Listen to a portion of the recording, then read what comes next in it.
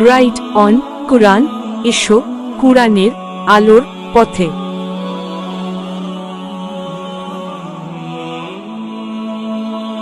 ঘুরবো না, আগামীকাল কোরবানির দিন।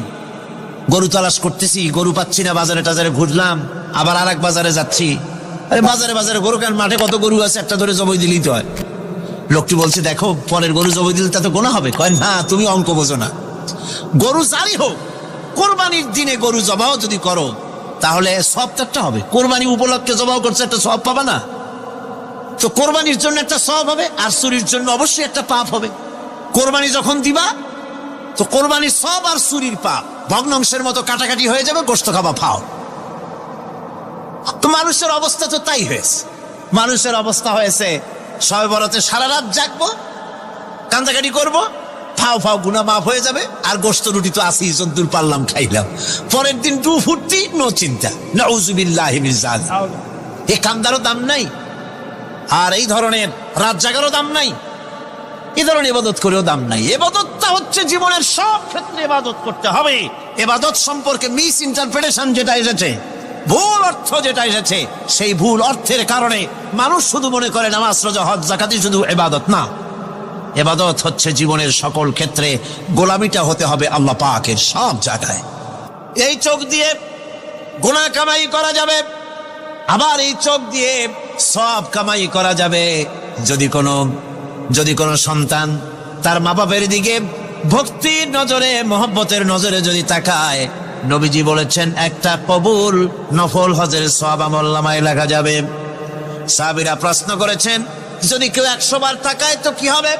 নবীজি বলেছেন, আল্লাহ রাব্বুল আলামিনের নিয়ামতের ভান্ডার অফুরন্ত নিয়ামতের, সেখানে কোনো অভাব নাই। যদি কোনো বান্দা যদি তার মা বাপের দিকে দৈনিক 100 বার তাকায় তো ওই বান্দার আমলনামায় 100 কবুল নফল হজের সওয়াব লেখা যাবে। তাহলে দেখা গেল চোখের চাহনি আপনার ইবাদত, আপনার ঘুম ইবাদত, আপনার চাকরি ইবাদত, আপনার ব্যবসা বাণিজ্য ইবাদত। তার মানে হলো আল্লাহর গোলামি, আল্লাহর হুকুম অনুযায়ী কাজ করার নামই হচ্ছে ইবাদত। ইয়াকা নাবুদু ওয়া ইয়াকা নাস্তাইন। পড়েন সবাই, ইয়াকা নাবুদু ওয়া ইয়াকা নাস্তাইন। আল্লাহ তাআলা একমাত্র তোমার গোলামি করি, তোমারই আনুগত্য করি, তুমি ছাড়া কারো গোলামি করি না, তুমি ছাড়া কারো গোলামি করি না। এখন দোকানদার নামাজের মধ্যে পড়লো ইয়াকা নাবুদু। ইয়াকা নাবুদু, নাবুদু শব্দটা হচ্ছে মুজারের সিগা। এর মধ্যে দুইটা কাল পাওয়া যায়, বর্তমান আর ভবিষ্যৎ, দুটি কাল পাওয়া যায়। নাবুদু এই শব্দ দিয়ে বোঝানো হচ্ছে কি, আল্লাহ পাক এই নামাজের ভিতরে যেমন তোমার হুকুম পালন করে নামাজ আদায় করছি, যেমন নামাজের ভিতরে কিছু খাওয়া যায় না, বাইরে খাওয়া জায়েজ ছিল, নামাজ পড়ছি বলে খানাটা আমার জন্য হারাম হয়ে গেছে। কথা বলা জায়েজ ছিল, নামাজের ভিতরে কথা বলা হারাম করে দিলাম। ইদিবুদিক তাকানো জায়েজ ছিল, নামাজের ভিতরে ইদিবুদিক তাকানো বন্ধ করে দিলাম। তার মানে আমার জন্য চিরস্থায়ী, সব সময়ের জন্য আমার জন্য হালাল করে দেওয়া জিনিসগুলি এই নামাজের ভিতরে অল্প সময়ের জন্য হারাম করে প্রমাণ করে দিলাম। মাবুদ গো, এই নামাজের পরে চিরস্থায়ী হারামগুলো এইভাবে আমার জন্য হারাম করে নেব। ইয়াকা নাবুদু, নামাজটা পড়ছি যেভাবে করে, নামাজের বাইরের জীবন চালাবো সেইভাবে করে। সেজদা দিলেই তো সওয়াব হয়, সেজদা দিলে কি হয়? সওয়াব হয়। যদি কেউ 5-6টা সেজদা দিয়ে দেয় এক রাকাতের মধ্যে তো কি হবে? যদি কেউ নামাজ পড়লে তো সওয়াব হয়। ফজরের নামাজ যদি 4 রাকাত পড়ে তো কি হবে? মাগরিবের নামাজ যদি 2 রাকাত পড়ে অথবা 4 রাকাত পড়ে তো কি হবে? ইচ্ছে করে যদি এভাবে করে, ভুল করবে নয়, ইচ্ছে করে যদি করে তাহলে আল্লাহর আইনের সঙ্গে বিরোধিতা করছে বলে সে বিদ্রোহী হিসাবে প্রমাণিত হবে।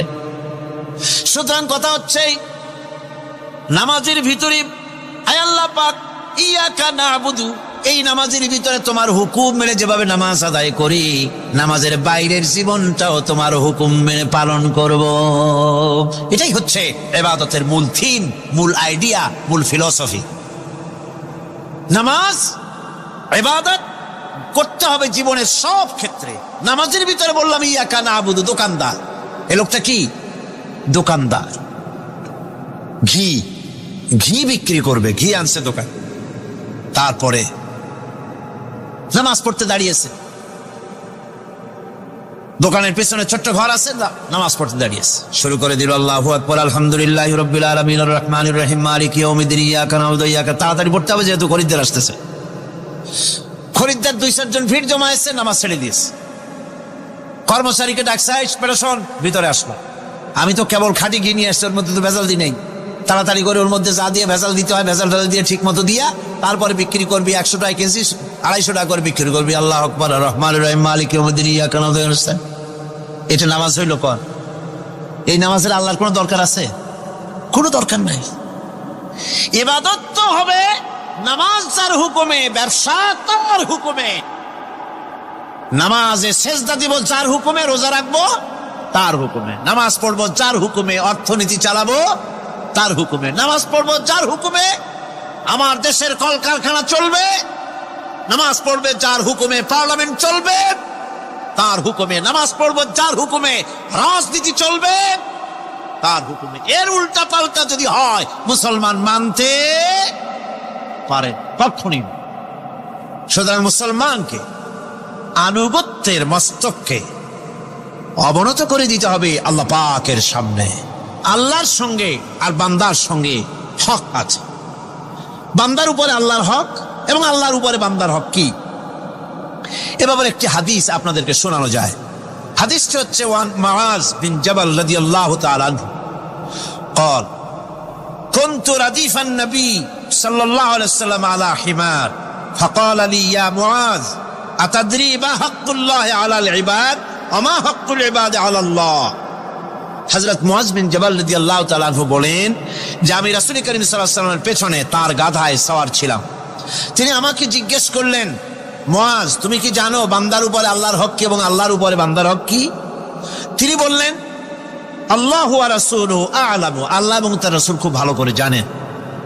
রাসূল করিম সাল্লাল্লাহু আলাইহি ওয়াসাল্লাম জবাব দিলেন, ক্বালা হাক্কুল্লাহি আলাল ইবাদ আন ইয়াবুদুহু ওয়া লা ইউশরিকু বিহি শাইআ ওয়া হাক্কুল ইবাদি আলাল্লাহ আন লা ইউআযযিবু মান লা ইউশরিক বিহি শাইআ। আল্লাহর নবী বলেন, বান্দার উপরে আল্লাহর উপরে বান্দার হক হতেছে, আল্লাহর উপরে বান্দার হক হতেছে বান্দা আল্লাহ পাকের ইবাদত করবে, আল্লাহর গোলামি করবে, আল্লাহর আনুগত্য করবে, দাসত্ব করবে। সেই আনুগত্য ইবাদত আর গোলামির ভিতরে কাউকে শরীক স্থাপন করবে না। বান্দার উপরে আল্লাহর হক হতেছে যেই বান্দা আল্লাহ পাকের ইবাদত করবে, গোলামি করবে, আর কোনো শিরক করবে না, কিয়ামতের দিন ওই বান্দা সম্পর্কে আল্লাহর হক হবে বান্দাকে জাহান্নামের আগুন আল্লাহ পাক হারাম করে দিয়ে তার জান্নাত দিয়ে দিবেন। এটাই হলো বান্দার উপর আল্লাহ পাকের হক। সুতরাং ইবাদত হবে সলিড কার জন্য? আল্লাহ পাকের জন্য। জোরে বলেন কার জন্য? একমাত্র কেবলমাত্র শুধুমাত্র আল্লাহ পাকের জন্য গোলামি হবে। সেই গোলামির কথাটাই আমরা কোরআনে কারীমের মধ্যে সূরা ফাতিহায় প্রত্যেক দিন প্রতি রাকাতে আমরা পড়ি, ইয়্যাকা না'বুদু ওয়া ইয়্যাকা নাস্তাঈন। আয় আল্লাহ তাআলা, কেবলমাত্র তোমার ইবাদত করি, কেবলমাত্র তোমারই দাসত্ব করি, আর কারো আনুগত্য দাসত্ব করি না। এই গোলামি, এই দাসত্ব আল্লাহ পাক আমাদেরকে করার তৌফিক দান করুন, আমরা বলি আমিন। খুলনা জেলার দাকোপ এলাকায় একবার শোনা গেল সেখানে ছাগলে পানি পড়ে দেয়, যে যাবে তার রোগ ভালো হবে। কি শিক্ষিত কি অশিক্ষিত সমানে গিয়ে লাইন দিতে লাগলো। ছাগলের বাড়ি, ছাগলের কাছে পানি ধরে, এখন ছাগলের কাছে কিছু ধরলি তো সে শোকে, শুকতে গেলেই মনে করে যে পড়িয়ে দিছে, দম করে দিছে, আর খাইতেছে। এরপরে ছাগলওয়ালার বাড়ি এক ছাগল দিয়া হাতির মালিক হয়ে গেছে সে, বাড়ি বিল্ডিং টিল্ডিং করে সর্বনাশ। কি আজীব তামাশা, কি আশ্চর্য দেশ। এমন কোন রোগ নাই যেই সমস্ত পাগল ছাগলের চিকিৎসা ভালো না হবে। এগুলি অ্যাডভার্টাইজ দিয়ে চলছে। আল্লাহ পাক মানুষকে অসুখ দিয়েছেন, অসুখের আবার ওষুধও দিয়েছেন। কাল আলহামদুলিল্লাহ। লিকুল্লি দাইন দাওয়াউ, প্রত্যেকটি রোগের ওষুধ আল্লাহ তৈরি করেছেন। সুবহানাল্লাহি ওয়া বিহামদিহি। যারা তার ইবাদত করে, যারা তাকে স্বীকার করে, আল্লাহ বলে তাকে যারা সেজদা দেয়, আল্লাহ পাক তাদেরকেও দেন। আর যারা আল্লাহকে অস্বীকার করে, আল্লাহ রাব্বুল আলামিনকে মানে না, তার গুণাবলী কি স্বীকার করে না, তার অস্তিত্ব স্বীকার করে না, তারপরেও আল্লাহ রাব্বুল আলামিন কোন নাফরমান বান্দাকেও রহমত থেকে বঞ্চিত করেন না। সে যেই হোক, বেনামাজি হোক, মুরতাদ হোক, নাস্তিক হোক, তারপরে আল্লাহর অনুগ্রহ থেকে সে বঞ্চিত থাকে না। কথা ঠিক কিনা? বরং এটাই আমরা দেখি, নামাজি, দিনদার, পরেজগার মানুষ তার বরং কম থাকে, সে বরং কম পায়। বাড়ি নাই, ঘর নাই, কলকারখানা নাই, আর নামাজ রোজা করে না, হজ যাকাত করে না, আল্লাহর সাথে বিরোধিতা করে, আল্লাহরে মানেই না, বলে দেয়ার ইজ নো গড, স্রষ্টা বলতে কেউ নাই, এই ড্রিঙ্ক অ্যান্ড বি মেরি, এই হচ্ছে তাদের থিওরি, তাদের দর্শন, তাদের ফিলসফি। এই জাতীয় লোকগুলি বরং দেখা যায় তারা ক্ষমতা পায়, বাড়ি হয়, গাড়ি হয়, কল হয়, কারখানা হয়, সম্মান পায়। এটা কেন? এর কারণ হচ্ছে আল্লাহ রাব্বুল আলামিন এই পৃথিবীর কোনো মূল্য দেন না। এই পৃথিবীর মূল্য যদি আল্লাহ পাকের কাছে একটা মশার দানার তুল্য যদি হতো, আল্লাহ পাক বিদ্রোহীদেরকে, কাফেরদেরকে এক ঢোক পানি আল্লাহ পাক গিলতে দিতেন না। এবার চিন্তা করেন, আল্লাহর ব্যাপারে যে দৃষ্টান্তটা দেওয়া হয়েছে, দৃষ্টান্তটা কত গুরুত্বপূর্ণ। মশার দানার তুল্য, মশার দানার তুল্য এই পৃথিবীর দাম নাই আল্লাহর কাছে। আপনাকে যদি কেউ 10 লক্ষ মশার দানা বহু কষ্ট করে জোগাড় করিয়া যদি কেউ দেয়, তাহলে আপনি কয় টাকা দিয়ে কিনবেন? 4 পয়সা দিয়েও একজনে বলছে 4 পয়সাও দিবে না। তাহলে বোঝেন এর কোনো মূল্য নাই। একটা মশার দানার তুল্য মূল্য আল্লাহ পাক এই পৃথিবীর দেন না, যার কারণে অবারিত উন্মুক্ত হস্তে আল্লাহ পাক সমস্ত মানুষের জন্য, প্রাণী জগতের জন্য তিনি করুণা করেছেন সকলকে। এই করুণাময় রহমান আল্লাহ পাক তিনি গুনাহগারদেরকে, যারা আল্লাহ পাকের ফরমাবরদারি করতেছে, তাদেরকে সকলকে আল্লাহ পাক সমানভাবে তার জিনিসগুলিকে তিনি দিয়ে দিচ্ছেন। এটা হচ্ছে রহমান। আর রহিম হচ্ছে, হাদিস শরীফে বলা হয়েছে, আর রহমানু রহমানুদ দুনিয়া ওয়াল আখিরা, আর রহিম রহিমুল আখিরা। মোমেন রহমান তো শুধু আল্লাহ পাক দুনিয়া এবং আখিরাতের জন্য, আর রহিম শুধুমাত্র আখিরাতের জন্য। আবার কোন কোন আয়াতে বলা হয়েছে যে আল্লাহ পাক দুনিয়ার মানুষের জন্য রহিম। একটি আয়াতে ভাবে বলা হয়েছে, হুয়াল্লাযী ইউসাল্লি আলাইকুম ওয়া মালাইকাতুহু লিয়ুখরিজাকুম মিনাজ যুলুমাতি ইলান নূর ওয়া কানা বিল মুমিনিনা রহিমা।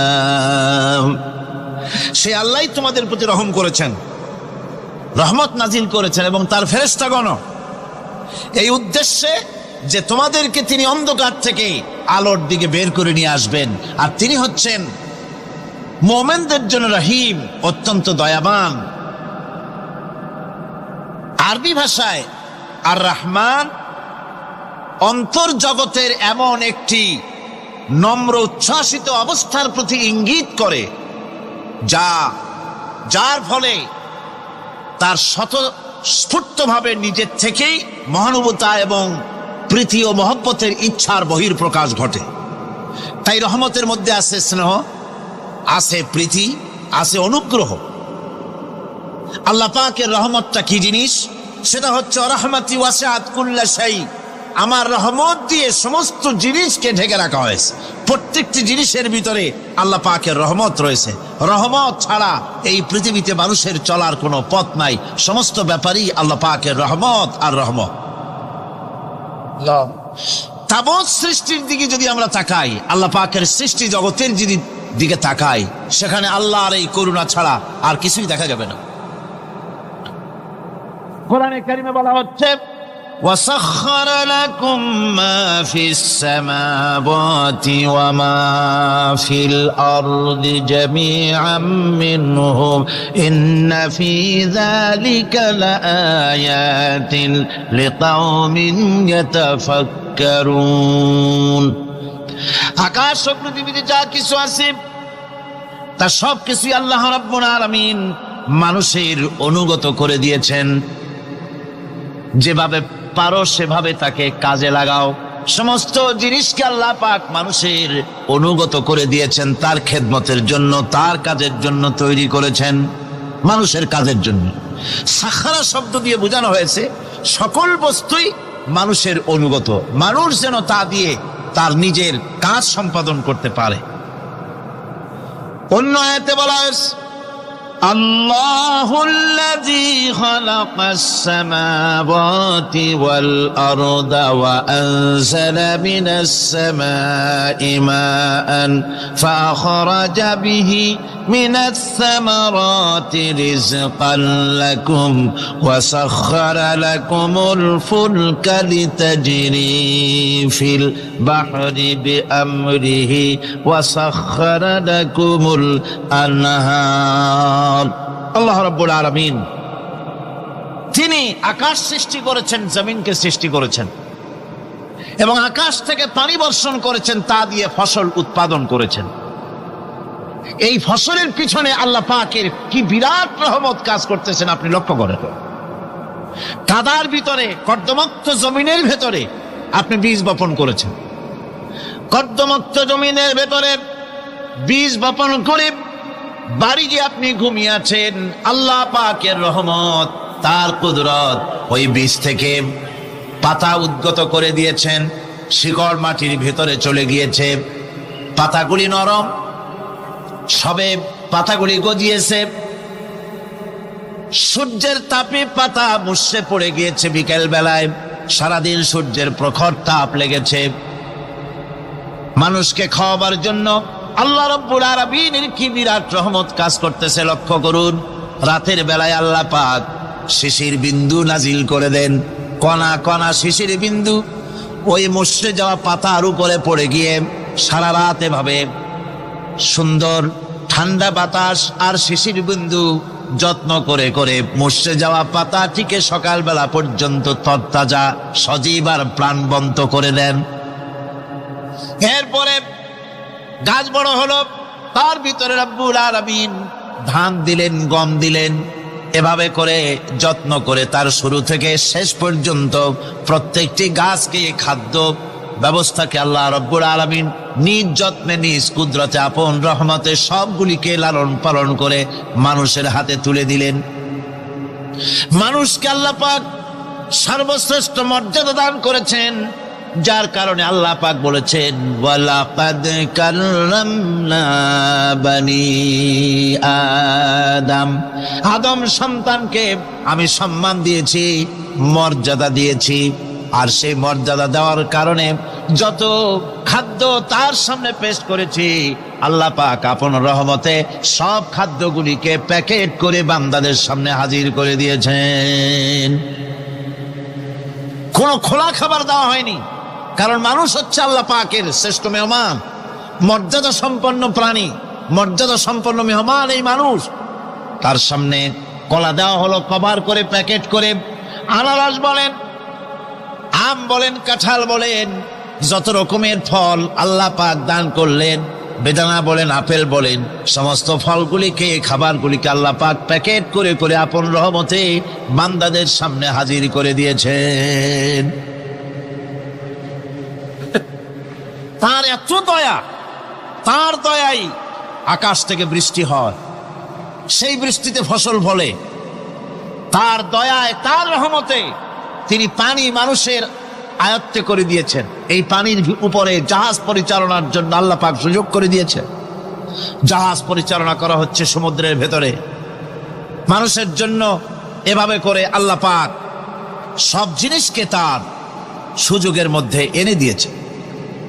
এরপরে আল্লাহ পাক বলছেন وآتاكم من كل سألتموه وإن تعدوا نعمة الله لا تحصوها إن الإنسان لظلوم كفار আল্লাহ পাক বলেন, তোমাদের প্রতি আল্লাহ পাকের দয়া, তার রহমত, তার করুণা এত বেশি, তোমাদের সকল চাহিদা তিনি পূরণ করেছেন, কোনো চাহিদা বাকি রাখেন নাই। গতকাল বলেছি, রব হচ্ছেন তিনি প্রয়োজন মাফিক চাওয়ার আগে যিনি প্রয়োজন মিটিয়ে দেন, তার নাম হলো রব। আমাদের চাওয়ার আগে আমাদের যা কিছু প্রয়োজন আল্লাহ রাব্বুল আলামিন সব সাপ্লাই করেছেন। যেরকম সুবহানাল্লাহ। ওই আল্লাহ পাক বলেন, وَإِن تَعُدُّوا نِعْمَةَ اللَّهِ لَا تُحْصُوهَا বান্দারে, আমার নিয়ামত যদি গণনা করো, গুনতে গুনে গুনে গুনে আমার নিয়ামতকে গুনে শেষ করতে পারবা না। এত অসংখ্য নিয়ামত ছড়িয়ে ছিটিয়ে রেখেছি বিশ্ব জুড়ে, সর্বত্র সব জায়গায় আমার করুণার ছোঁয়া তোমার চোখের সামনে পড়বে। الذي جعل لكم الأرض مهدا وجعل لكم فيها سبلا لعلكم تهتدون আল্লাহ পাক যিনি জমিনকে, এই পৃথিবীকে তোমাদের জন্য বিছানার মতো বিছায় দিয়েছেন, আর বিচরণের জন্য সমতল পথ তৈরি করে দিয়েছেন। এই পৃথিবীটা তোমার জন্য কি সুন্দর করে আল্লাহ পাক একটা গালিচার মতো করে বিছায় দিয়েছেন, সবুজ ঘাস তাতে রয়েছে। এই পৃথিবীর মাটি আল্লাহ পাক মানুষের জন্য কি সুন্দর ঘাটিতে পরিণত করে দিয়েছেন।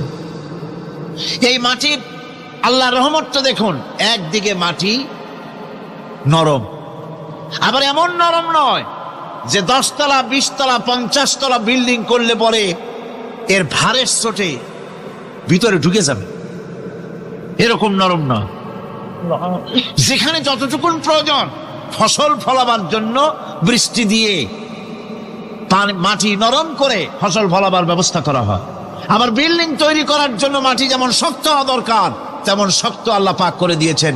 এখন তো 130, 35, 40 তলা পর্যন্ত, তারও বেশি তলা বিল্ডিং তৈরি হচ্ছে। আমি 135 পর্যন্ত উঠেছি আমেরিকায়, 135 তলা বিল্ডিং। এইটা উঠতে 39 সেকেন্ড লাগে মাত্র। এখন এদের লিফটটা কি পাওয়ারফুল চিন্তা করেন, সা করে একটা শব্দ হয় আর আপনি দেখছেন যে 135 তলার ছাদের উপর উঠে গেছে। নিচের দিকে তাকাইলে মানুষগুলো ছাগলের ছাওয়ার মতো এতটুকু এতটুকু দেখা যায়, গাড়িগুলো পিঁপড়ার মতো দেখা যায়। এগুলি নতুন নতুন প্রযুক্তির মাধ্যমে তৈরি করা হচ্ছে। এখন এই বিশাল বিল্ডিং, এত ওজন, এই ওজন ধারণ করার জন্য মাটিকে আল্লাহ পাক ভারসাম্য, শক্তির ভারসাম্য দান করেছেন। এটাকে আল্লাহ পাক নরমও করেছেন আবার শক্তও করেছেন। এই মাটি, এই পৃথিবী আমাদের জন্য বিশাল এক নিয়ামত আল্লাহ পাক করে দিয়েছেন, ফসল ফলাবার জন্য, চলাফেরার জন্য। আবার এই মাটি যেন আপনাকে নিয়ে নড়াচড়া করতে না পারে। মাঝে মাঝে ভূমিকম্প হয় না? পৃথিবীতে ভূমিকম্প জোন যেগুলি আছে সেগুলি হচ্ছে Japan, China, turkey, Iran, America, এরকম বিভিন্ন দেশে ভূমিকম্পের জোন, এগুলি ভূমিকম্প এলাকা। আমাদের এসব দেশে ভূমিকম্প কম হয়, তবে ইদানিং একটু একটু শুরু হয়েছে। আল্লাহ যেন এই ভূমিকম্পের গজব থেকে আমাদেরকে বাঁচান। এত আস্তে আমিন বললেন কেন? কি মারাত্মক ভূমিকম্প, কি মারাত্মক ভূমিকম্পের অনুভূতি আমার নাই। সামান্য একদিন একটু টের পাইছিলাম রাতে ঘুমের মধ্যে, আর কোনোদিন আল্লাহ যেন টের না পাওয়ান। কিন্তু ভূমিকম্প আমি চোখে দেখেছি, ভূমিকম্প আমি চোখে দেখেছি। গত 2 বছর আগে আমেরিকা যখন আমাকে প্রোগ্রাম দিল, তখন ওয়াশিংটনে মহাশূন্য গবেষণাগারের একটা অডিটোরিয়াম আছে, সেই অডিটোরিয়ামে আমাকে নেওয়া হলো দেখাবার জন্য।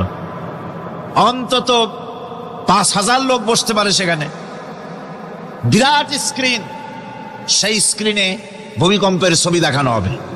মাত্র 1 বছর আগে লস অ্যাঞ্জেলেসে ভূমিকম্প হয়েছিল, সেই ভূমিকম্প দেখানো হবে। এটা পাওয়ারফুল ক্যামেরা দিয়ে স্যাটেলাইট থেকে এই ছবিগুলি তোলা হয়েছে। ভূমিকম্প যখন ওঠে, যখন ভূমিকম্প শুরু হয় তখনকার ছবি। আমি দেখতে লাগলাম ভূমিকম্প শুরু হয়েছে। নদীর ভিতরে, সমুদ্রের ভিতরে যেভাবে এরকম ঢেউ হয়, মাটির ভিতরে এরকম ঢেউ হচ্ছে। সমস্ত গাছপালা শুয়ে পড়তেছে। 4 তলা, 5 তলা, 6 তলা রাস্তা সেদেশে। এক একটা রাস্তা ডিমের মামলেটের মতো জড়িয়ে পেঁচিয়ে যাচ্ছে। আমি আল্লাহু আকবার বলে চিৎকার দিয়ে উঠেছি। আমি কোথায় বসে আছি সে খেয়াল আমার ছিল না। আমি আল্লাহু আকবার বলে চিৎকার দিয়ে উঠেছি। মাটির মধ্যে ঢেউ হচ্ছে, বাড়িঘর ভেঙে চুরমার হয়ে যাচ্ছে। গাড়িগুলি রাস্তার ফাঁকে ফাঁকে, শত সহস্র গাড়ি চ্যাপ্টা হয়ে ভর্তা হয়ে যাচ্ছে। আল্লাহ পাক কি প্রচন্ড ক্ষমতার মালিক! তিনি রহমত করে এ জমিনকে সুন্দর স্থিতি স্থাপক, একটা স্থিতিশীলতা করে দিয়েছেন। এই পৃথিবী যেন আমাদের নিয়ে নড়াচড়া করতে না পারে, সেজন্য আল্লাহ পাক পাহাড় সৃষ্টি করেছেন। চট্টগ্রামে পাহাড় আছে না? রাঙামাটি, খাগড়াছড়ি, বান্দরবান পাহাড় আছে না? আছে। লোকেরা এই পাহাড়ের উপকারিতা বোঝে না, সমানে পাহাড় কাটে। যারা পাহাড় কাটেন তারা আত্মঘাতী কাজ করেন, তারা পৃথিবীর মানুষের ক্ষতি করেন। পাহাড় আল্লাহ পাক তৈরি করেছেন। আল্লাহ কোন জিনিস খেলতামাশার জন্য তৈরি করেন নাই। গতকাল এই আয়াতটি আমি পড়েছিলাম, আল্লাযীনা ইয়াযকুরুনাল্লাহা কিয়ামান ওয়া কুউদান ওয়া আলা জুনুবিহিম ওয়া ইয়াতাফাক্কারুনা ফী খালকিস সামাওয়াতি ওয়াল আরদ রব্বানা মা খালাকতা হাযা বাতিলা। নিরর্থক করে আল্লাহ পাক কোন জিনিসকে তৈরি করেন নাই। আল্লাহ পাক এই পাহাড় সৃষ্টি করেছেন জমিনের ভারসাম্য রক্ষা করার জন্য। সেই পাহাড়গুলি কাটতেছে মানুষ সমানে, গাছ কাটতেছে সমানে। এতে করে প্রকৃতির ভারসাম্য নষ্ট হয়ে যাচ্ছে। এগুলি সব আল্লাহ পাকের রহমত, সবগুলি আল্লাহ পাকের নিয়ামত। খালি খালি আল্লাহ কিচ্ছু তৈরি করেন নাই। ব্যাংকগুলোর জনমের মতো খাইয়া, ব্যাঙের ব্যবসা করে, চীনের কাছে ব্যাংক বিক্রি করে এখন বাংলাদেশ মহাবিপদে পড়েছে। এখন ব্যাংক কোথায় পাওয়া যায় তাই তালাশ করে। কারণ এই ব্যাঙের উপকারিতা আগে জানা ছিল না। এত কীটনাশক ওষুধ ছড়ানো লাগতো না। কীটনাশক ওষুধ ছড়িয়ে জমিনের উর্বরা শক্তির 12টা বাজানো হচ্ছে। আল্লাহ পাক আপন কুদরতে, আপন রহমতে অসংখ্য ব্যাংক তৈরি করে দিয়েছিলেন, যাতে করে অতিরিক্ত পোকামাকড় গুলিয়েরা ধরে ধরে খাইয়া ফেলে। আল্লাহ পাকের এগুলি কিভাবে নষ্ট করা হলো, আর এখন কীটনাশক ওষুধ দিয়ে সর্বনাশ করা হলো। আর কীটনাশক ওষুধ আনা হচ্ছে ভারত থেকে, ইন্ডিয়া থেকে। ভারত থেকে কীটনাশক ওষুধ আর সার জানা হচ্ছে, তা দিয়ে বাংলাদেশের মাটির উর্বরা শক্তি আরো নষ্ট হচ্ছে। আপনারা জিজ্ঞেস করবেন চাষিদের কাছে কিভাবে নষ্ট হচ্ছে জমিন। সুতরাং আল্লাহ পাক খেল তামাশার বিষয়বস্তু করে কিছুই তৈরি করেন নাই। সবগুলিকে আপন রহমতে তৈরি করেছেন মানুষের সৃষ্টি জগতের জন্যে, যার দ্বারা মানুষ উপকৃত হতে পারবে। এই জন্য তিনি হচ্ছেন রহমান। বলেন তিনি কি? রহমান। আল্লাহ রাব্বুল আলামিন জমিন সৃষ্টি করলেন, পাহাড় দিলেন, গাছপালা তরুলতা তৈরি করে দিলেন। এরপরে আল্লাহ পাক বলছেন, তাকিয়ে দেখো সমুদ্রের দিকে, ওয়া হুয়াল্লাযী সাখখারাল বাহরা লিতাকুলু মিনহু লাহমান তারিয়ান ওয়া তাস্তাখরিজু মিনহু হিলিয়াতান তালবাসুনাহা। সমুদ্রের দিকে লক্ষ্য করে দেখো। এই সমুদ্রকে তোমাদের অনুগত করে দিয়েছি। এর মধ্যে রয়েছে তাজা মাছ মাংস রয়েছে, এর ভিতরে রয়েছে তোমাদের পরিধানের অলংকার আদির জন্য মূল্যবান সম্পদ রাখা হয়েছে সমুদ্রের মধ্যে। বিজ্ঞানীরা বলেছেন পৃথিবীর উপরিভাগে যা আছে মাটির তলায় তার থেকে অনেক বেশি বেশি মূল্যবান জিনিস আছে। আছে না মাটির তলায় মূল্যবান জিনিস? কি আছে? কি আছে? খনিজ দ্রব্য আছে, সোনা আছে, লোহা আছে, তেল আছে। তেল যে শুধু সৌদি আরবে, কুয়েতে আর কাতারে, বাংলাদেশে তেল নাই এটা ঠিক না। আমাদের দেশে তেল আছে। আল্লাহ তেল আমাদের দেশে দিয়েছেন, তবে অতটা না হলেও কিছুটা তো দিয়েছেন। কারণ সব জায়গায় এক রকমের নিয়ামত দেওয়া হয় না, এক এক দেশে এক এক রকমের নিয়ামত আল্লাহ পাক দেন। আমাদের দেশে যা আছে তা আবার সৌদি আরবে নাই। আমাদের দেশে বেল আছে, সালতি আছে, গাব আছে, এগুলি আছে সৌদি আরবে। আমাদের দেশে চা আছে, পাট আছে। আমাদের দেশেও তেল আছে। মাঝে মধ্যে তেলের কুয়া সিলেটের হরিপুর থেকে, বাখরাবাদ থেকে, ভোলা থেকে, বিভিন্ন জায়গা থেকে তেলের কুয়া বের করে দেখানো হয়। তেল আছে।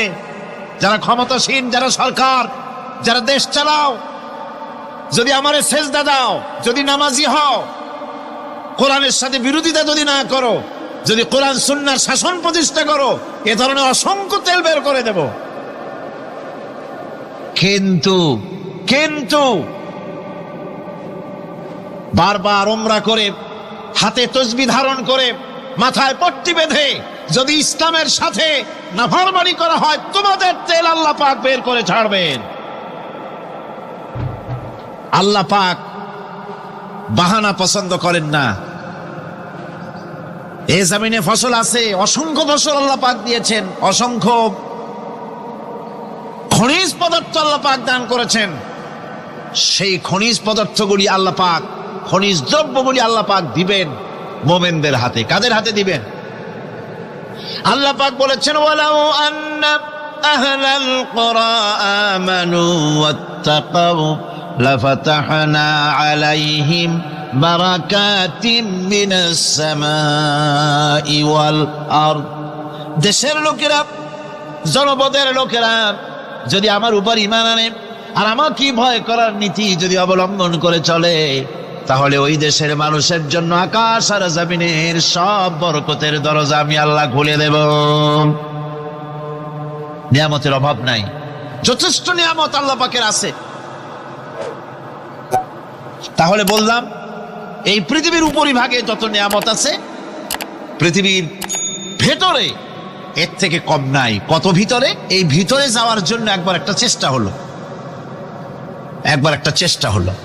আমেরিকার ওকলাহামা সিটি, এটি একটি স্টেট। এই স্টেটের পাশে একটা জায়গা বেছে নেওয়া হলো, যে পৃথিবী, তাদের ধারণা ছিল যে মাটি খুঁড়তে খুঁড়তে এর পৃথিবীর অপর পৃষ্ঠে যাওয়ার জন্য একটা আন্ডারগ্রাউন্ড রাস্তা করা যায় নাকি। ছোটবেলায় পড়ছিলাম এক ভূগোলে একটা বইতে, যে কেউ যদি আমাদের দেশ থেকে, এখান থেকে মাটি খোঁড়া আরম্ভ করে, তাহলে মাটি খুঁড়তে খুঁড়তে একদিন না একদিন আমেরিকায় পৌঁছে যাবে। কোনো ভিসা টিসা লাগবে না, VD7, DB7, 97 লাগবে না, এমনি যাইতে পারবে। মানুষেরা চেষ্টা করলো মাটি খোঁড়া। মাটি খুঁড়তে খুঁড়তে পৃথিবীতে এটাই ছিল প্রথম এই দুঃসাহসিক পরিকল্পনা। 6000 ফিট পর্যন্ত মাটি খনন করার পর কোনো কুল কেনারা করতে না পেরে তারা এই দুঃসাহসিক পরিকল্পনা ছেড়ে দিন। কিন্তু গবেষণার শেষ হয়নি। যারা গবেষণা করেছেন তারা গবেষণালব্ধ, তাদের অভিজ্ঞতা তারা লিখেছেন যে পৃথিবীর অন্তত 180 মাইল গভীর পর্যন্ত তাদের একটা আইডিয়া হয়েছে যে পৃথিবীর মাটির নিচে অসংখ্য খনিজ দ্রব্য রয়েছে, অসংখ্য নিয়ামত এই পৃথিবীর মাটির ভিতরে আল্লাহ পাক লুকায় রেখেছেন। ওর তলায় কি আছে বিজ্ঞানীদের মাথায় এখনো ঢোকে নাই। এই পৃথিবীর উপরে যা আছে ভেতরের থেকে আল্লাহ পাক বেশি রেখেছেন। এরপরে সমুদ্রের ভয়াল দৃশ্য দেখলে পরে মানুষের কলিজা ভীত, প্রকম্পিত, সন্ত্রস্ত হয়ে যায়। কথা ঠিক কিনা? যত বড় বাহাদুর হোক, সমুদ্রের ঢেউর মধ্যে যদি পড়ে, বাহাদুরি আর থাকে না। ঠিক কিনা কন? যতই বড় আল্লাহ নাই, কিন্তু সমুদ্রে গেলে আর অসুবিধা হয় না। সমুদ্রের ঢেউয়ের মধ্যে যখন মানুষ পড়ে, আল্লাহ পাক বলেছেন দাল্লা মান তাদউনা ইল্লা ইয়াহু, একমাত্র আল্লাহ ছাড়া সবাই কি ভুলে যায়? আমি দেখেছি সমুদ্রের দরিয়ার ভিতরে ঢেউ যখন শুরু হয়, অমুসলিমরা পর্যন্ত তাদের ভাষায় স্রষ্টাকে যা বলে সে নাম ভুলে গিয়ে সকলের মুখ থেকে বেরোয় আল্লাহ আল্লাহ আল্লাহ। আল্লাহ বাঁচাও।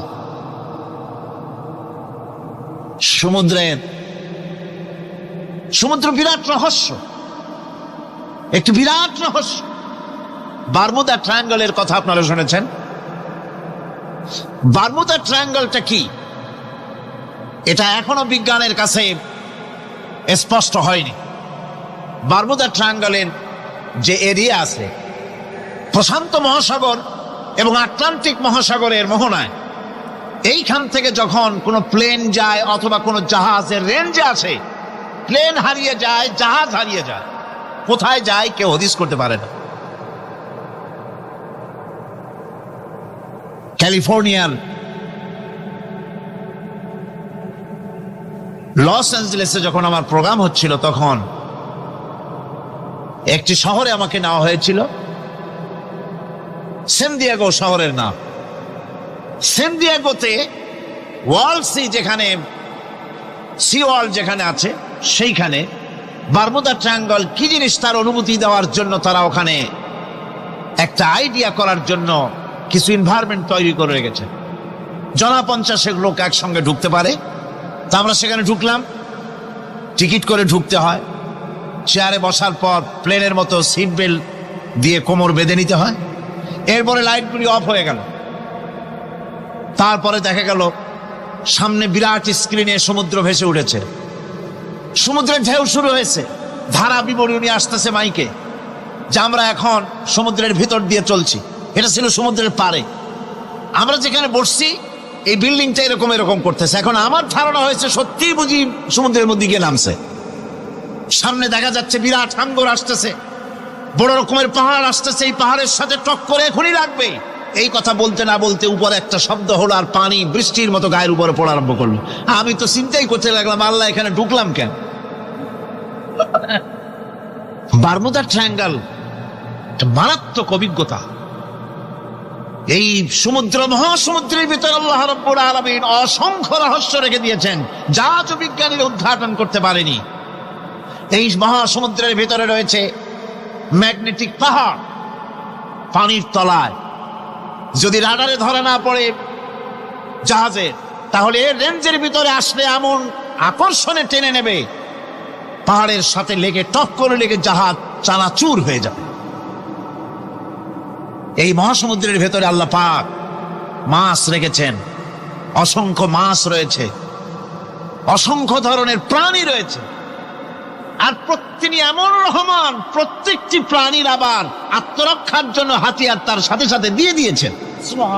এক প্রকারের মাছ আমি নিজে দেখেছি সি ওয়ার্ল্ডে গিয়ে, এক প্রকারের মাছ আছে, সে যদি আক্রান্ত হয় তাহলে তার পেছনের দরজা থেকে এক প্রকারের লাভা, এক প্রকারের আটা জাতীয় জিনিস ছেড়ে দেয়। ওইটা পানি তড়িৎ গতিতে, আর পানি আশেপাশে পানিগুলি ইলেকট্রিফাইড হয়ে যায়।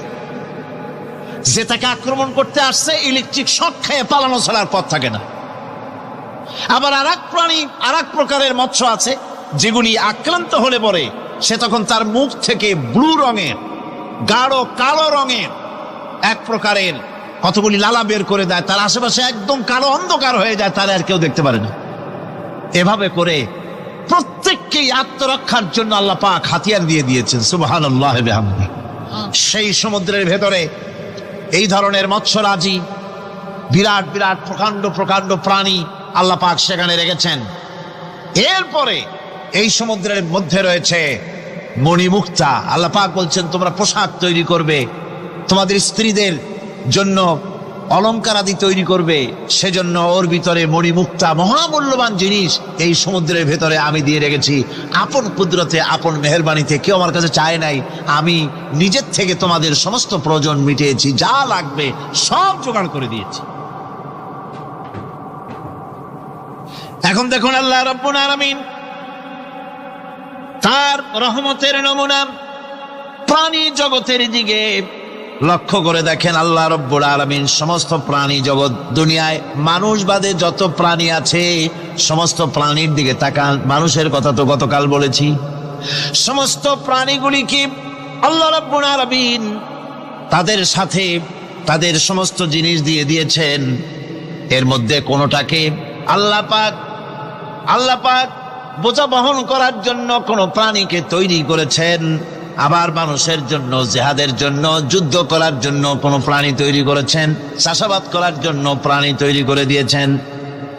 কোরআন বলছি, ওয়াল আনআমা খালাকাহা লাকুম ফিহা দিফউন ওয়া মানাফিউ ওয়া মিনহা তাআকুলুন। তিনি বিভিন্ন ধরনের জীব পয়দা করেছেন, যার থেকে তোমাদের শীতের পোশাক এবং অন্যান্য কল্যাণকর কাজ যেন তোমরা করতে পারো, সেজন্য পশুর গায়ে যে পশম দেওয়া হয়েছে এতে পশুরও কাজ হয়। আবার এই পশমগুলি গ্রীষ্মকালে কেটে নিয়ে তাই দিয়ে মানুষের শীতবস্ত্র তৈরি করা হচ্ছে। আপনার গায়ের, আপনার গলার মাফলার, আপনার সোয়েটার, আপনার চাদর, আপনার কম্বল, এগুলি আল্লাহ পাক তৈরি করার জন্য দুনিয়ার যত প্রাণী তৈরি করেছেন, প্রাণীগুলির গায়ে, চতুষ্পদ জন্তুর গায়ে পশম দিয়ে, সেগুলি দিয়ে এগুলি তৈরি করার ব্যবস্থা করেছে। আবার আল্লাহ রাব্বুল আলামিন বলেন, ওয়ালাকুম ফিহা জামালুন হিনা তুরিহুনা ওয়া হিনা তাসরাহুন। যখন সেগুলি মাঠে সকাল বেলায় চড়তে নামে, আবার বিকেল বেলায় যখন পালবদ্ধ হয়ে বিকেল বেলায় যখন ঘরে ফেরে, তখন দেখার এক সৌন্দর্য এমন হয় যা সত্যি উপভোগ্য। লক্ষ্য করে দেখবেন, এগুলি শহরে কম দেখা যায়, গ্রাম্য অঞ্চলে মাঝে মধ্যে যাবেন, গ্রামের লোকই আপনারা অধিকাংশ এখানে আছেন, আপনারা দেখবেন সকাল বেলায় যখন পালে পালে গরু, ছাগল, মহিষ ইত্যাদি যেতে থাকে, সকাল বেলায় সূর্য যখন উঠে সেই সময় যখন এগুলি যেতে থাকে, তখন তার দেখার একটা দৃশ্য দারুণ লাগে। আবার যখন সন্ধ্যা বেলায় গোধূলি লগ্নে যখন সূর্য লাল হয়ে পশ্চিম দিগন্তে অস্তমিত হতে যায়, তখন শত শত গরু, ভেড়া, ছাগল পাল ধরে মাঠের মধ্য দিয়ে যখন বাড়ির দিকে রওনা করে, আল্লাহ পাক বলেন এই দৃশ্য অত্যন্ত উপভোগ্য। যারা সত্যি এগুলি দেখে, উপভোগ করে, তারা বুঝতে পারে যে আল্লাহ পাকের নিয়ামত সব দিকেই আল্লাহ পাক এভাবে ছড়িয়ে রেখেছে। এভাবে করে ওয়াতাহমিলু আসফালাকুম ইলা বালাদিন লাম তাকুনু বালিগিহিম ইল্লা বিশাক্কিল আনফুস।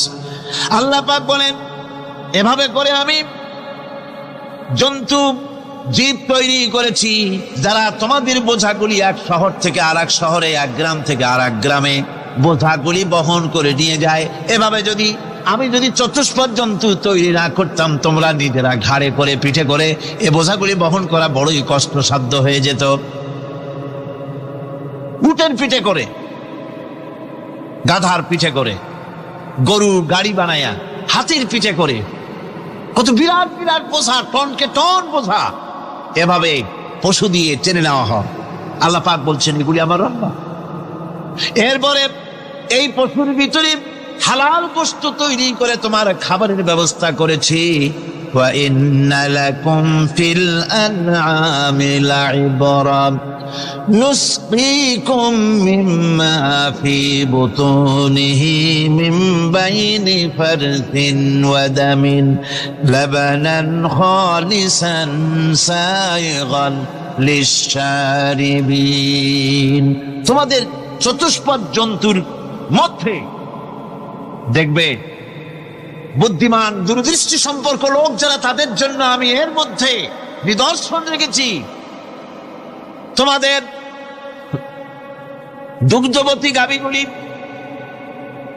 যার দ্বারা তোমরা দুধ পাও, এগুলি জমিনের ঘাস খেলো, খড় খেলো, আর এর দ্বারা রক্ত তৈরি হলো, পায়খানা তৈরি হলো, পেশাব তৈরি হলো, পাশাপাশি রাস্তা দিয়ে পরিষ্কার সুস্বাদু দুধ আমি আল্লাহ রাব্বুল আলামিন তোমাদের জন্য দান করেছি। এত নিয়ামত আল্লাহ পাক দিলেন, আল্লাহ পাকের বিনিময় কিছুই চান নাই। কিছু চাইছেন নাকি? বলেন, কিছু চেয়েছেন?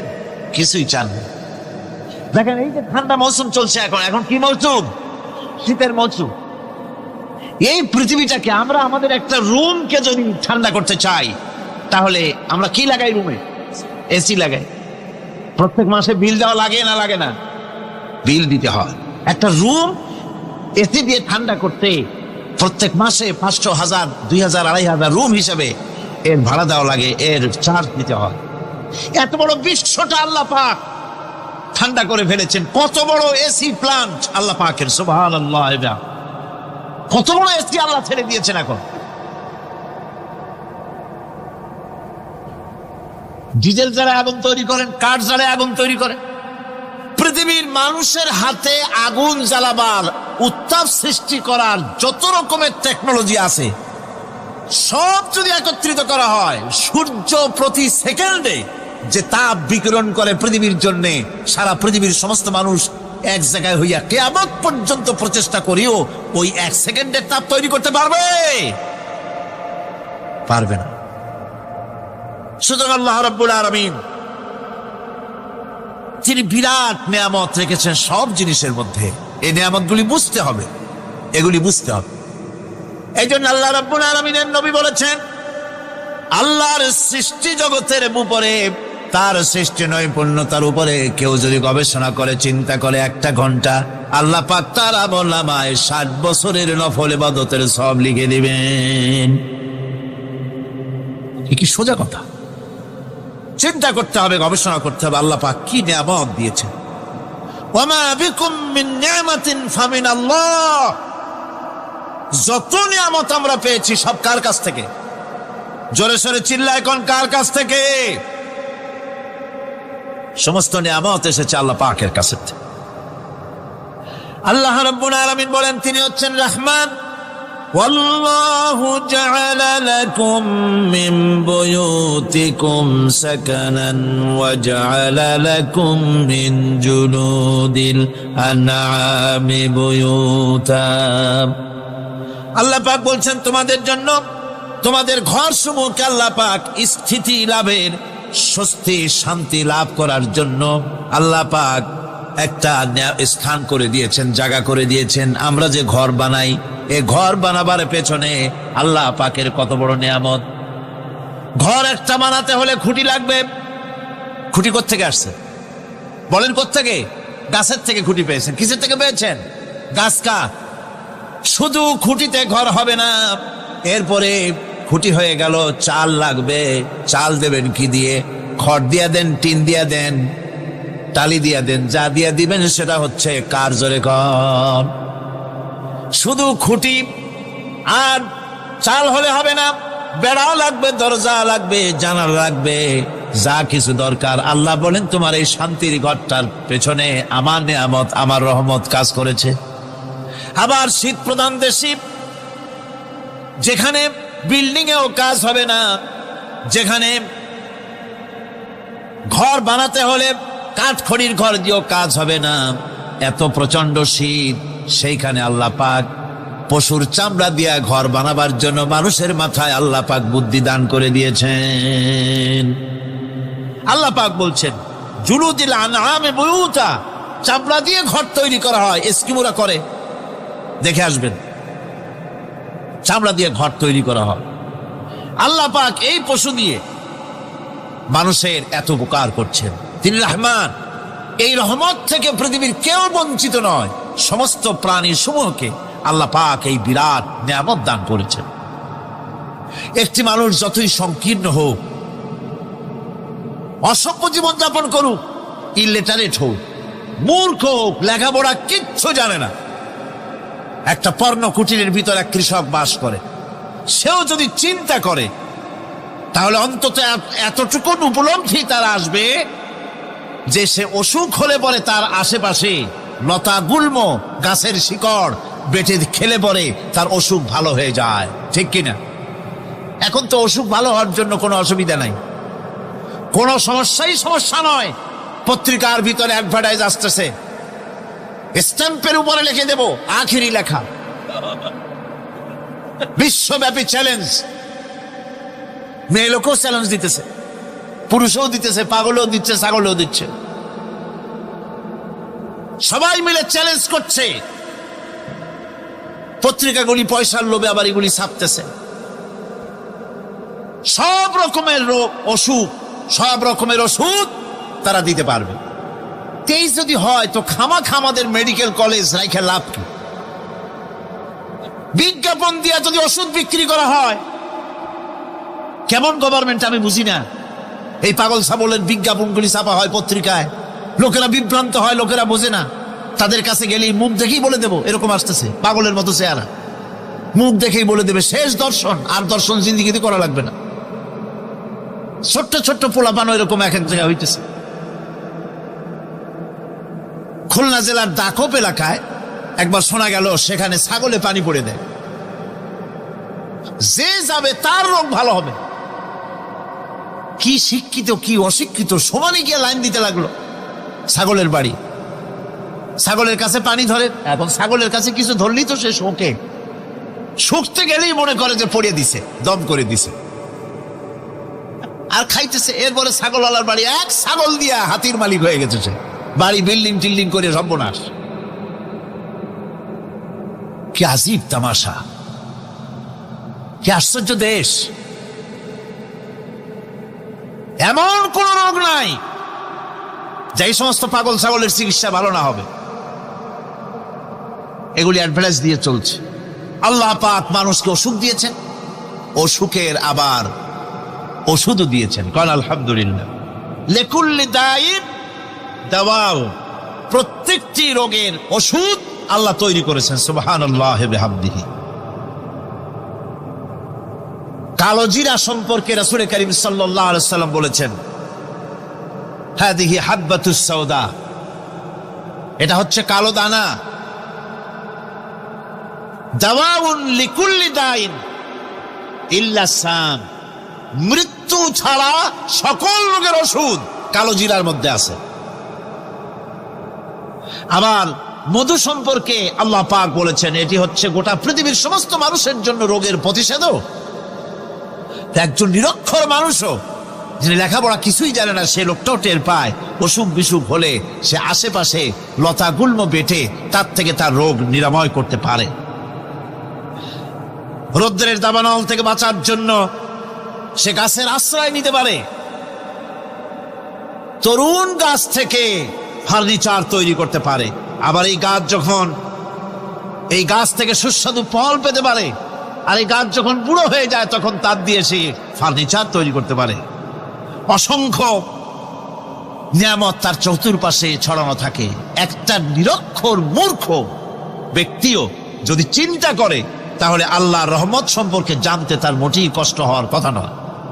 মূল কথা হলো চিন্তা করা, গবেষণা করা। আল্লাহ পাক এই জন্য বারবার বলেছেন লা আয়াতিন লিকাউমিন ইয়াতাফাক্কারুন, লা আয়াতিন লিউলিল আলবাব, যারা নাকি চিন্তাশীল গবেষক, মাথায় গিলুটুলু যাদের আছে, ওরা এগুলি খুব ভালো করে বুঝবে। আল্লাহ রাব্বুল আলামিন এই পৃথিবীকে তার রহমত দিয়ে ছেয়ে রেখেছেন, অসংখ্য রহমত দিয়ে রেখেছেন। আর তার রহমত সৌন্দর্য বিবর্জিত নয়, তার রহমত দিয়েই সব সুন্দর হয়ে সাজিয়ে গুছিয়ে আল্লাহ পাক তৈরি করেছেন। আকাশটাকে সাজিয়েছেন। কোরআনে কারীমের মধ্যে রব্বুল আলামিন বলেন, ওয়ালাকাদ যায়্যানাস সামাআদ দুনিয়া বিমাসাবিহা ওয়া জাআলনাহা রুজুমান লিশ-শায়াতিন। এই দুনিয়ার আকাশখানিকে তারকা প্রদীপ দিয়া সাজায় রেখেছে মনের মতন। দেখো তুমি তাকাইয়া, এই পৃথিবীটাকে, এর আকাশটাকে সুসজ্জিত করা হয়েছে। আল্লাহ পাক সৌন্দর্যবোধ এত বেশি, যা গতকাল আমি আলোচনায় বলেছি, রব্বুল আলামিন তার আপন রহমত দিয়া, কুদরত দিয়ে এই পৃথিবী সব সাজিয়ে গুছায় দিয়েছেন। আল্লাহ পাক বলছেন, ইন্না ফি খালকিস সামাওয়াতি ওয়াল আরদি ওয়া ইখতিলাফিল লাইলি ওয়ান নাহার লাআয়াতিন লিউলিল আলবাব। নিঃসন্দেহে এই পৃথিবী যারা জ্ঞানবান, যারা চিন্তাশীল, তারা আকাশ এবং জমিনের সৃষ্টির ব্যাপারে চিন্তা করবে, রাত এবং দিনের পরিবর্তনের ব্যাপারে তারা গবেষণা করবে। রাত দিনের পার্থক্য মানুষের জীবনকে পদ্ধতিগত দিক থেকে দুই ভাগে বিভক্ত করেছে। একটা হচ্ছে দিন আর একটা হচ্ছে রাত। وَجَعَلْنَا اللَّيْلَ لِبَاسًا وَجَعَلْنَا النَّهَارَ مَعَاشًا। আল্লাহ পাক বলেন, আমি দিনকে রুজি রোজগার করার জন্য, কামাই রোজগার করার জন্য দিন তৈরি করেছি, আর আরাম করার জন্য আমি রাতকে তোমাদের জন্য আচ্ছাদন করে দিয়েছি, তোমাদের জন্য রাতকে আরাম করার জন্য করে দিয়েছি। দিনের বেলায় কাজ করবে, রাতের বেলায় আরাম করবে। ঘুম আল্লাহর একটি নিয়ামত। ঘুম আল্লাহর কি? আল্লাহর এক বিরাট নিয়ামত। সারাদিন কাজ করার পর মানুষ যখন ঘুমায় যায়, সারাদিনের ক্লান্তি এবং শ্রান্তি সব শরীর থেকে দূর হয়ে যায়। সকাল বেলায় আবার কাজ করার জন্য শরীর প্রাণবন্ত আর সজীব হয়ে যায়। এই ঘুম যার হয় না, সেই বুঝতে পারে কি নিয়ামত সে হারাইছে। আল্লাহ পাক যেন সারা জীবন যতটুকু ঘুমের স্বাস্থ্যের জন্য আমাদের প্রয়োজন, আল্লাহ যেন এই নিয়ামত থেকে আমাদেরকে বঞ্চিত না করেন। আমরা বলি আমিন। ঘুমের জন্য মানুষ ঘুমাইতে না পারলে পাগল হয়ে যায়। কি বিরাট নিয়ামত এই ঘুম আল্লাহ পাক মানুষকে দিয়েছে। আমার বন্ধুগণ, এভাবে করে আল্লাহ রাব্বুল আলামিন মানুষের একঘেয়েমি দূর করার জন্য সকাল করেছেন, দুপুর করেছেন, বিকেল করেছেন, সন্ধ্যা করেছেন, রাত করেছেন, ঘুমাবার ব্যবস্থা করেছেন, কামাই রুজির ব্যবস্থা করে দিয়েছেন, রুজি রোজগার করার ব্যবস্থা করেছেন। সবকিছু তিনি রহমান বলে, তিনি দয়াবান বলে মানুষের সব প্রয়োজন আল্লাহ পাক মিটিয়ে দিয়েছেন। আল্লাহ সুবহানাহু ওয়া তাআলা তিনি বলছেন, আমার রহমতেই পৃথিবীর মাটি থেকে তোমাদের ফসল উৎপাদিত হয়। তোমরা দেখো, আফারাআইতুম মা তাহরুতুন আআনতুম তাজরাউনাহু আম নাহনুজ জারিউন। জমিন থেকে ফসল কে উদ্গত করে? উদ্ভিদকে কে গজায়? তুমি গজাও না, আমি গজাই। আল্লাহ পাক বলেন, সমস্ত উদ্ভিদগুলি আমি তোমাদের জন্য গজায় দেই, উঠায় দেই। এরপরে যখন ফসল হয়, ফসল পাকা দেখে মানুষ তখন মোষে তেল মাখে, ফুর্তি করে, আনন্দ করে।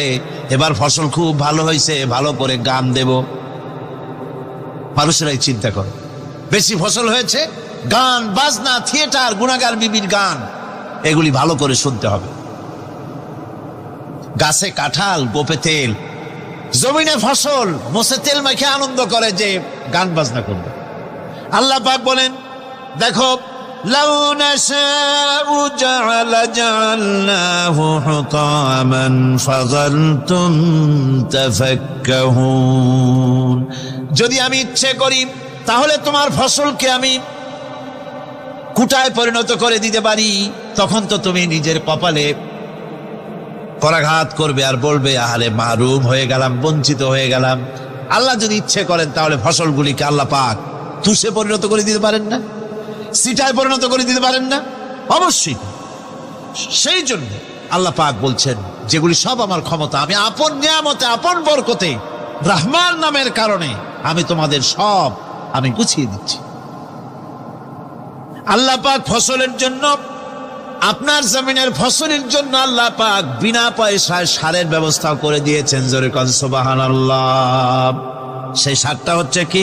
ওয়া মিন আয়াতিহি আইয়ুরিকুমুল বারকা খাউফান ওয়া তামআম ওয়া ইউনাজ্জিলু মিনাস সামাই মা।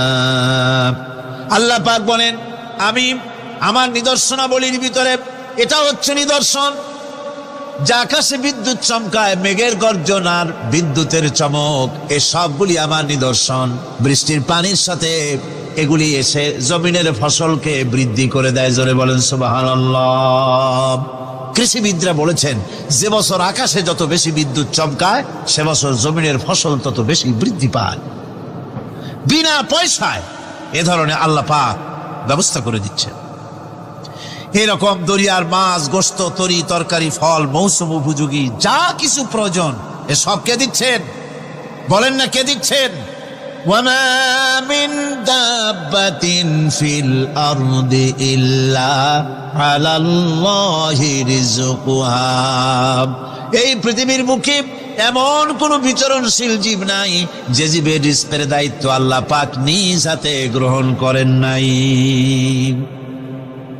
এবার দেখেন আল্লাহ পাক আরো বলছেন, وَكَأَيٍّ مِّن دَابَّةٍ لَّا تَحْمِلُ رِزْقَهَا اللَّهُ يَرْزُقُهَا وَإِيَّاكُمْ। বহুত প্রাণী এমন আছে যে প্রাণীরা রিজেককে সঞ্চয় করে না। আমাদের রিস্ক তো সঞ্চয় করা আছে, আমাদের ব্যাংকে টাকা আছে, গোলায় ধান আছে, চাউল আছে, আছে কিনা? কম থাকুক বেশি থাকুক আছে তো। কিন্তু পৃথিবীতে এমন বহু প্রাণী আছে যাদের কোনো সঞ্চয় নাই।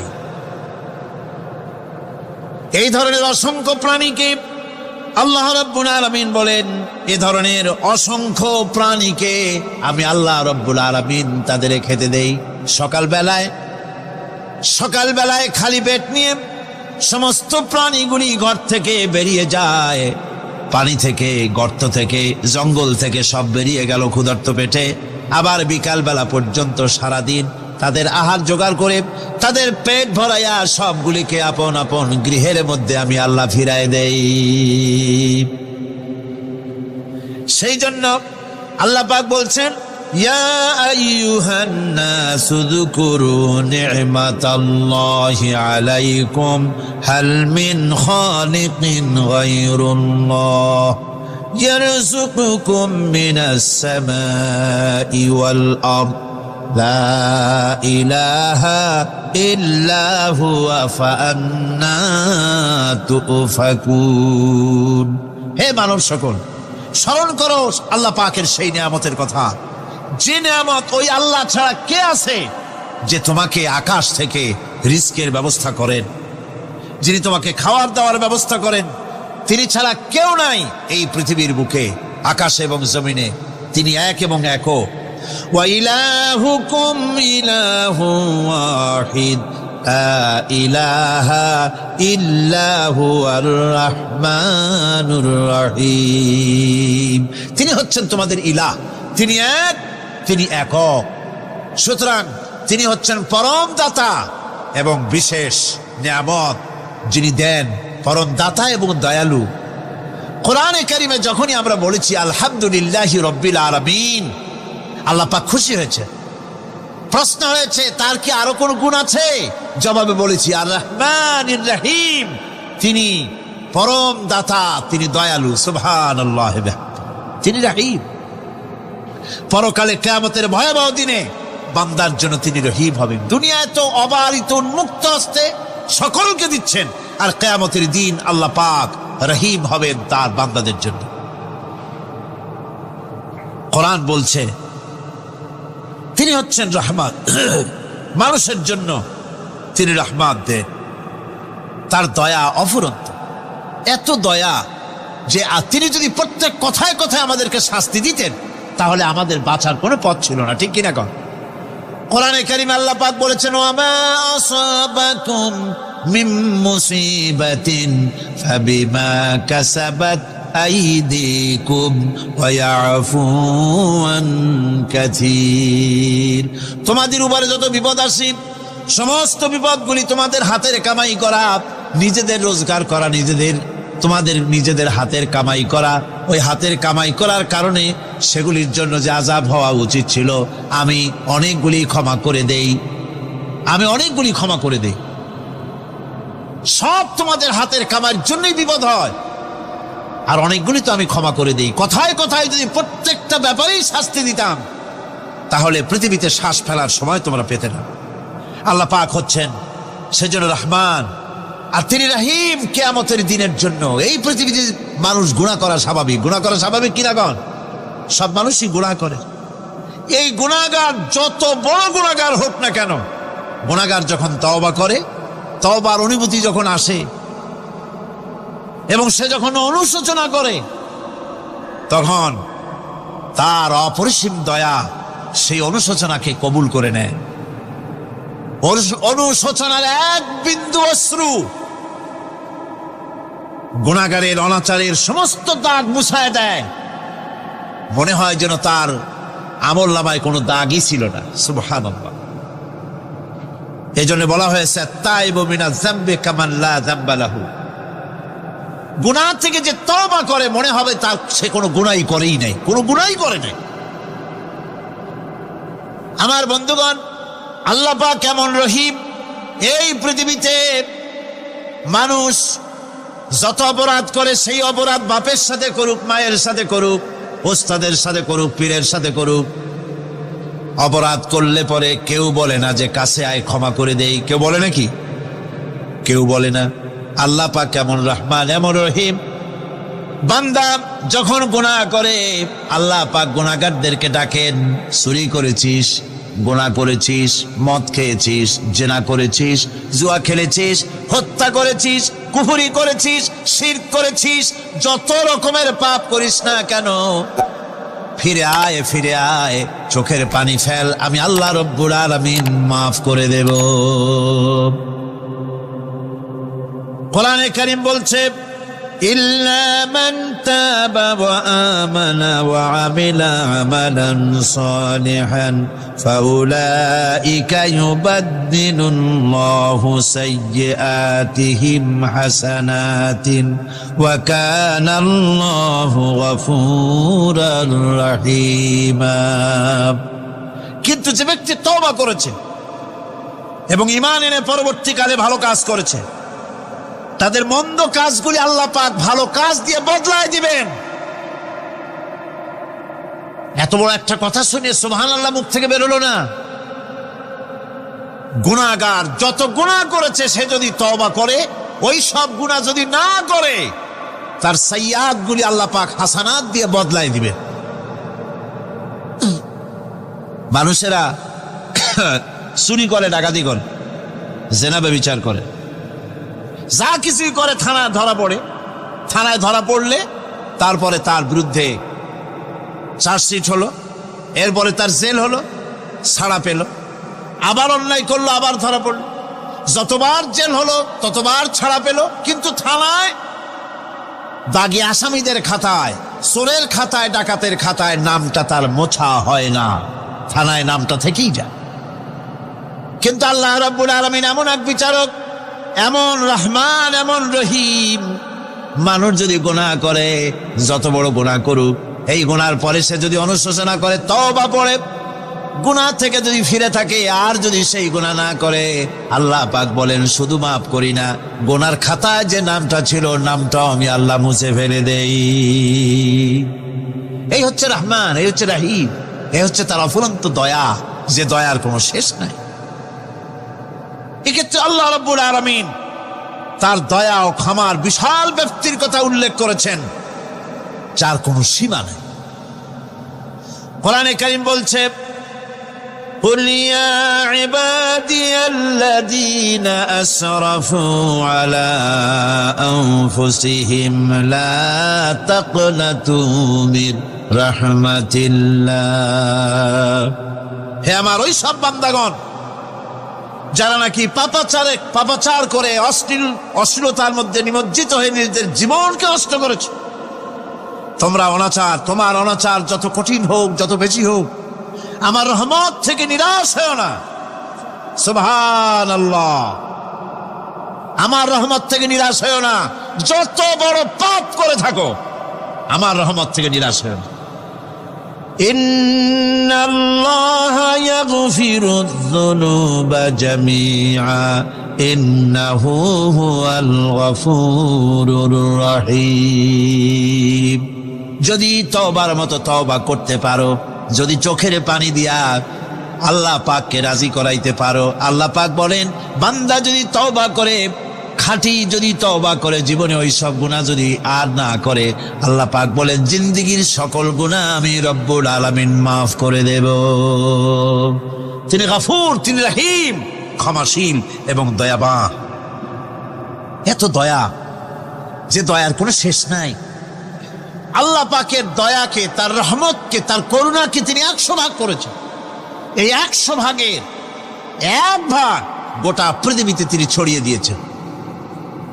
আর 99টা ভাগ কার কাছে? এবার চিন্তা করুন, 100 ভাগের 1 ভাগ দুনিয়ায় ছড়িয়ে দেওয়ার পর তার থেকে আমরা যতটুকুন ভাগে পেয়েছি, এর মহব্বত, স্ত্রীর প্রতি মহব্বত, মেয়ের প্রতি মহব্বত, ছেলের প্রতি মহব্বত, মায়ের প্রতি মহব্বত, পিতার প্রতি মহব্বত, বন্ধুর জন্য মহব্বতে আমরা জানও দিয়ে দিতে পারি, এমন আমাদের ভালোবাসা, এমন আমাদের মহব্বত। কথা ঠিক কিনা? একটা ভাগ সারা পৃথিবীতে ছড়িয়ে দেওয়ার পর যেটুকুনো পেলাম, সেই ভালোবাসার তীব্রতা যদি এত বেশি হয়, আকর্ষণ যদি এত বেশি হয়, তাহলে এই 99টা মহব্বত, দয়া, রাহমানিয়াতের, দয়ার, রাহিমিয়াতের যে গুণগুলি আল্লাহ পাক নিজের কাছে রেখেছেন, সেই মাবুদের দয়া তার বান্দার প্রতি কত বেশি! কি বিরাট মহব্বত! রাসূল করিম সাল্লাল্লাহু আলাইহি ওয়াসাল্লাম বলেছেন, সাহাবীরা, একটি লোক উটের পৃষ্ঠে চড়ে কোথাও যাচ্ছিল, পথিমধ্যে বিশ্রাম করল। বিশ্রাম থেকে উঠে দেখে তার উট নাই। সে উটের পৃষ্ঠে তার খাদ্য ছিল, পানীয় ছিল, সব ছিল। এই লোকটা কেমন পেরেশান হয়? সাহাবীরা বললেন, হুজুর, এই তো মারাত্মক পেরেশানি। উটের মরুভূমির জাহাজ, উট হারায় গেছে, তার খাদ্য হারাইছে, পানি গেছে, সব শেষে তো মরা ছাড়া পথ নাই। দারুণ উৎকণ্ঠিত হবে লোকটা। হুজুর বলেন, এই লোকটি পেরেশান হয়ে আস, এমন সময় দেখতে পেল তার সেই উট তার খাদ্য আর পানীয় নিয়ে তার কাছে ফিরে এসেছে। বলো কেমন খুশি হয়? সাহাবীরা বলেন, হুজুর, এর থেকে এই লোকটির খুশির আর কিছু থাকতে পারে না।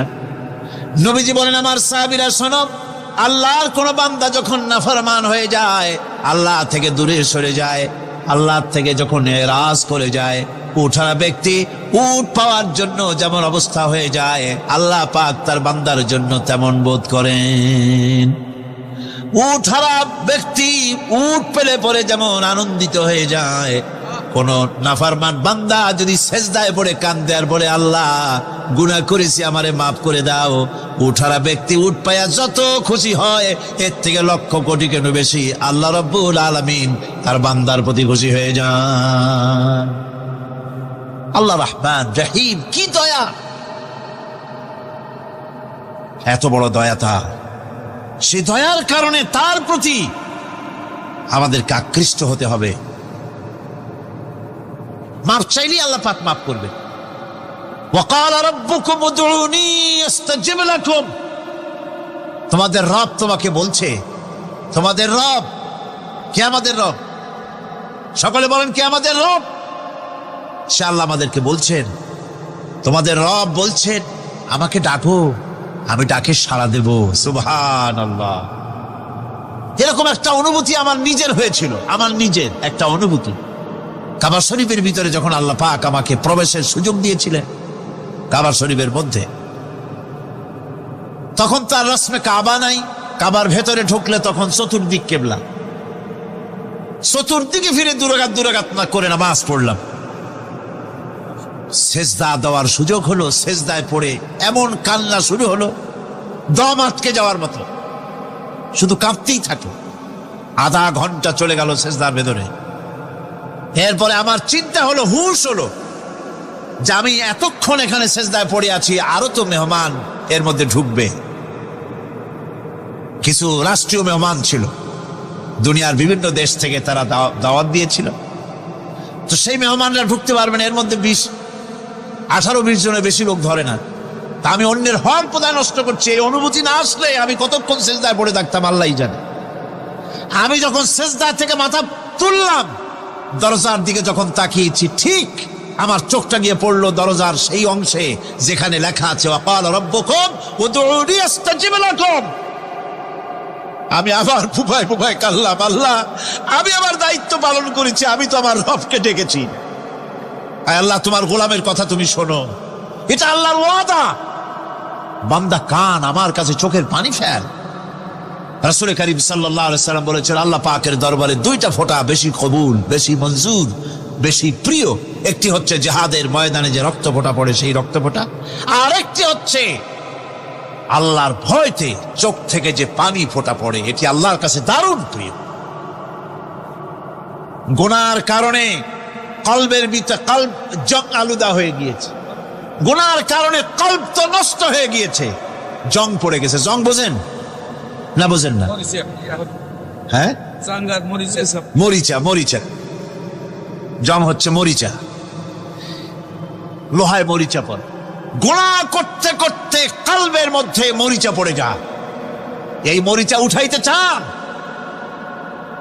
মরিচা যদি ওঠে, কোরআন শুনবেন মজা লাগবে, গান শুনলে গা জ্বলে উঠবে, ওয়াজ শুনবেন, হাদিস শুনবেন, ভালো লাগবে, অন্য আজে বাজে কথা পছন্দ হবে না।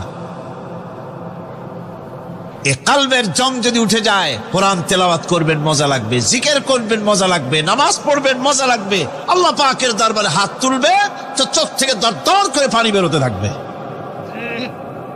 চোখে পানি আসে না, কারণ কলব তো জাঙ্গালুদা হয়ে গিয়েছে, এটা মরিচা পড়ে গিয়েছে। আমি জিজ্ঞেস করতে চাই, কলবের এই জং, এই মরিচা কি আপনারা উঠাতে চান? সেই মরিচা যদি তুলতে চান, তাহলে চোখের পানি ছাড়া আর কিছুই নাই, আল্লাহ পাকের জিকির করতে হবে। আল্লাহ পাকের জিকির হচ্ছে জং উঠিয়ে দেওয়ার জন্য সবচাইতে বড় হাতিয়ার। আর চোখের পানিতে এই জংগুলি ধুয়ে মুছে আল্লাহ পাক সাফ করে দিবেন। কাঁদতে শিখুন, আল্লাহ পাকের দরবারে চোখের পানি ফেলতে চেষ্টা করুন। কিয়ামতের দিন আল্লাহ পাক যদি রহিম না হন, বাঁচার কোনো উপায় নাই। বাঁচার উপায় আছে? উপায় নাই। আল্লাহ যদি হিসাবের জন্য ধরেন কিয়ামতের দিন কাউকে, হিসাবের জন্য যদি ধরেন, তাহলে জাহান্নাম ছাড়া পথ নাই।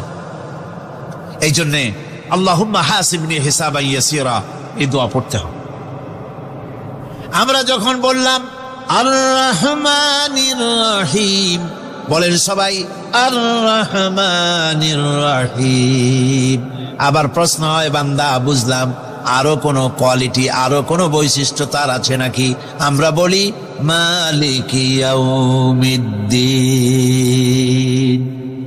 তিনি হচ্ছেন বিচার দিনের মালিক, শেষ বিচারের মালিক তিনি। একদিকে এটাকে ব্যালেন্স করা হয়েছে, একদিকে অফুরন্ত রহমত, যার কোনো কুল নাই, কিনারা নাই। এখন আদল দরকার। এখন কি দরকার? আদল, ইনসাফ দরকার। আল্লাহ পাক একদিকে অফুরন্ত রহমত আর নিয়ামত দিয়ে পৃথিবীকে ছেড়ে রেখেছেন, অপর দিকে বলেছেন আমি হচ্ছি বিচার দিনের মালিক, সেদিন আমি বিচার করব। সেই বিচারের ভিতরে কোনো পক্ষপাতিত্ব থাকবে না, হবে না। সেখানে তিনি হবেন হাকামুল হাকিমিন, ওইটা হবে সুপ্রিম কোর্টের সুপ্রিম কোর্ট। সেই পরকালে, সেই কিয়ামতের মাঠে আপনাকে আমাকে সকলকে উপস্থিত হতে হবে, নাকি হবে না? সবাইকে উঠতে হবে। এই দিন শব্দটি কোরআনে কারিমে বহুত জায়গায় বলা হয়েছে এবং বিভিন্ন অর্থে ব্যবহার করা হয়েছে। যেমন দিন শব্দের অর্থ প্রভাব, প্রতিপত্তি, আধিপত্য, ইতাআত, বন্দিগি, দাসত্ব, আনুগত্য, নীতি, পথ, পন্থা, হিসাব, ফায়সালা, প্রতিদান, প্রতিফল, এরকম অনেক অর্থ, অনেক অর্থে দিন শব্দ কোরআনে কারিমের মধ্যে ব্যবহৃত হয়েছে। কিন্তু এখানে মালিক ইয়াউমিদ্দিন, এই দিন এখানে ব্যবহার করা হয়েছে প্রতিফল অর্থ। প্রতিফলের দিন, যেদিন প্রতিফল দেওয়া হবে, তিনি হচ্ছেন সেই দিবসের অধিপতি, সেই দিবসের মালিক। সূরা ইনফিতারে আল্লাহ পাক বলছেন ওয়ামা আদরাকা মা ইয়াউমুদ্দিন সুম্মা মা আদরাকা মা ইয়াউমুদ্দিন। বিচারের দিনটি কি তা তোমাকে কে জানালো? আবার জিজ্ঞেস করছি, তোমাকে কে জানালো বিচারের দিনটা কি? আল্লাহ পাক জবাবে বলছেন বিচারের দিনটা হচ্ছে ইয়াউমা লা তামলিকু নাফসুন লিনাফসিন শাইআন ওয়াল আমরু ইয়াউমা ইযিন লিল্লাহ। বিচারের দিন হচ্ছে এমন দিন যেদিন কেউ নিজেকে রক্ষা করতে পারবে না, কারো থেকে কেউ নিজেকে রক্ষা করতে পারবে না, নিজেকে কেউ নিজের জন্য কাউকে সাহায্যকারী পাবে না।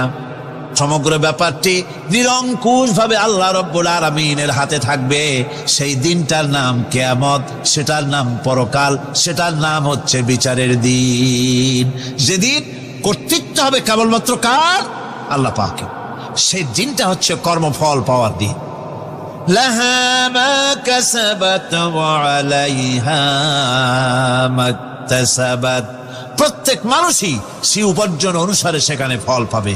যেমন কর্ম তেমন ফল পাবে, ব্যক্তি হিসাবে পাবে, দল হিসাবে পাবে। তিলকা উম্মাতুন ক্বাদ খালাত লাহা মা কাসাবাত ওয়া লাকুম মা কাসাবতুম ওয়া লা তুসআলুনা আম্মা ইয়ামালুন। প্রত্যেক মানুষই তার উপার্জন অনুসারী ফল পাবে। যা সে পাবে তা নিজের উপার্জন ছাড়া আর কিছুই না, আর যে ফল পাবে সেটাও তার উপার্জন। সুতরাং কিয়ামতের দিন আল্লাহ মানুষের উপরে কোনো জুলম করবেন না, অত্যাচার করবেন না। আল্লাহ পাক তো তার বান্দার জন্য জুলুমকারী নন, ঠিক কিনা?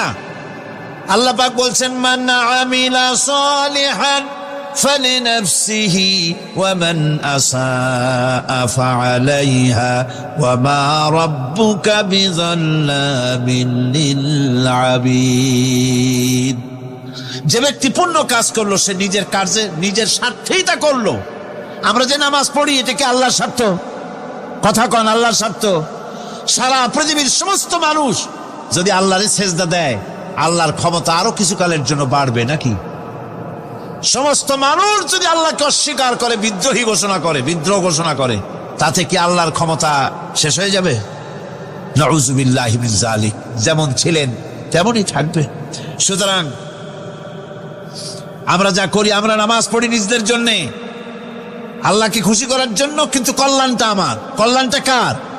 আমার। রোজা, হজ, যাকাত, তেলাওয়াত যা করি সব আল্লাহকে খুশি করার জন্য, কিন্তু স্বার্থ পুরাটাই আমার, আমার কল্যাণের জন্যই আমি করি।